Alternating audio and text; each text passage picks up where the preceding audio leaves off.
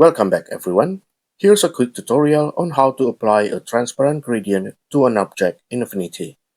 Let's begin. I'm going to add a shape onto the canvas. I'll just go with a circle, give it a color, and move it to the center. Now to apply a transparent gradient, I'll make sure the circle is selected.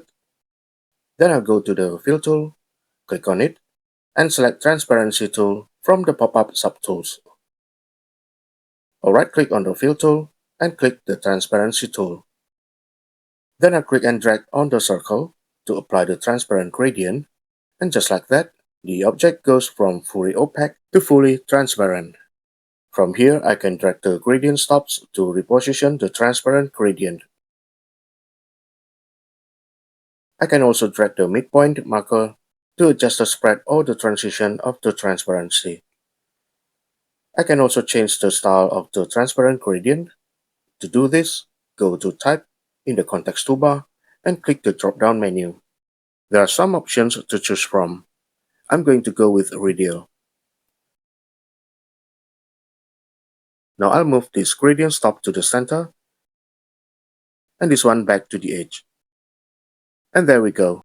The style is changed. I can also apply the transparency tool to a stroke as well. And it's not just vector shapes and strokes. I can use the transparency tool on text, images, and even group layers.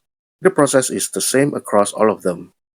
Now if you ever want to remove the transparent gradient from an object, just select the object, grab the transparency tool, go to Type in the context toolbar, and select None from the drop-down menu. And that's wrap up this tutorial. Leave a comment if you have any questions. Thanks for watching, and I'll catch you in the next video. Bye!